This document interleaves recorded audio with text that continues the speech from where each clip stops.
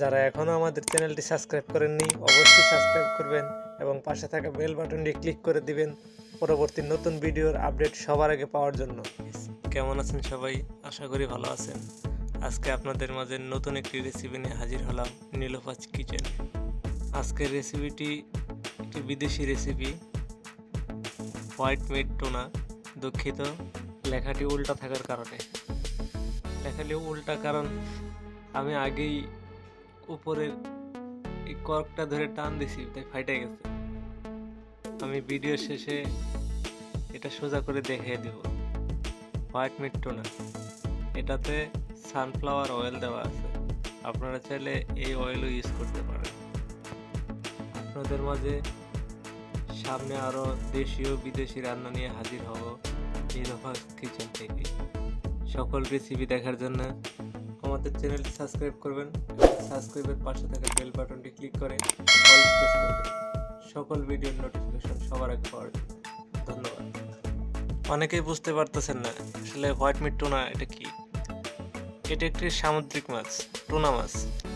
এটি একটি থাইল্যান্ডের প্রোডাক্ট। এটি প্যাকেটিং হয়েছে প্যাকেট ফর কুয়েত। এই মাছটি কিভাবে রান্না করতে হয় সেটা চলুন দেখা যাক। এখানে 2 বক্স টুনা মাছ আছে। আমি 1 বক্স রান্না করব। রান্না করার জন্য যেসব প্রয়োজন তা এক নজরে দেখি। আমি টুনা মাছ রান্না করার জন্য আমি যেসব উপকরণগুলো নিয়েছি: জিরার গুঁড়া, সজের গুঁড়া, হলুদের গুঁড়া, পরিমাণ মতো লবণ, সাথে কাঁচামরিচ নিয়েছি 7-8টার মতো, মানে যে যেমন ঝাল খান সেই পরিমাণ। পেঁয়াজ নিয়েছি এটার জন্য 1 বক্স রান্না করার জন্য 6-7টা, আর মাঝারি সাইজের 2টি টমেটো। এখন আমি টুনা মাছটি বক্স থেকে বের করব। আমি তেলগুলা একটা বাটিতে ঢেলে নিলাম।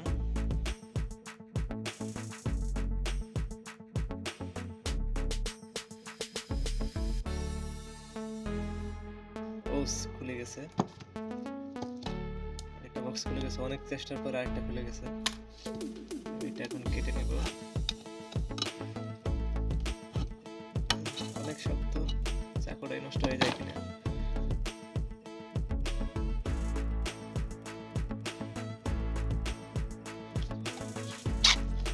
খুলে গেছে।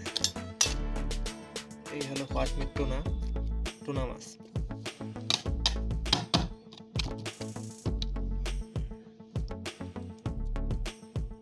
সব চামচ দিয়ে পরিষ্কার করে বাটিতে রাখি। যারা এখন আমার চ্যানেলটি সাবস্ক্রাইব করেননি, নীলুফা কিচেন এখন যারা সাবস্ক্রাইব করেননি, সাবস্ক্রাইব করে পাশে থাকবেন নতুন নতুন দেশি ও বিদেশি রেসিপি দেখার জন্য। যারা অলরেডি সাবস্ক্রাইব করছেন তাদেরকে ধন্যবাদ। চলুন এবার যাওয়া যাক চুলার কাছে, কিভাবে রান্না করতে হয়।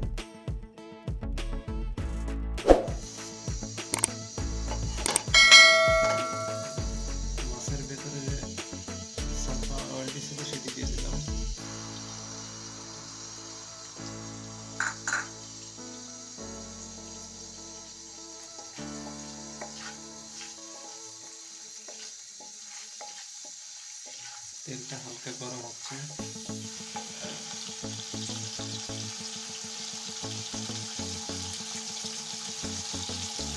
এখন দিয়ে দেব পেঁয়াজ কুচি।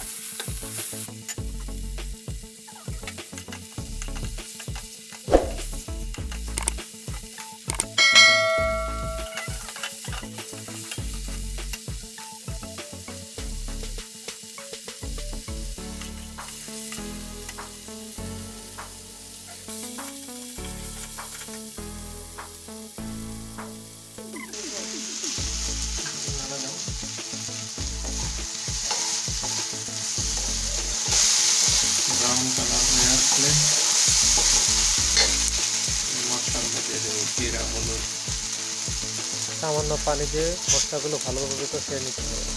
জিরা পাউডার সঙ্গে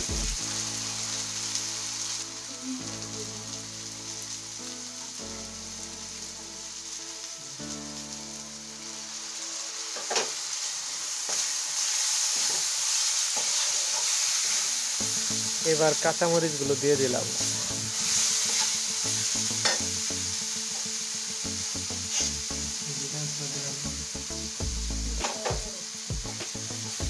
ভালোভাবে মশলা কষানোর পর মাছগুলো দিয়ে দিচ্ছি।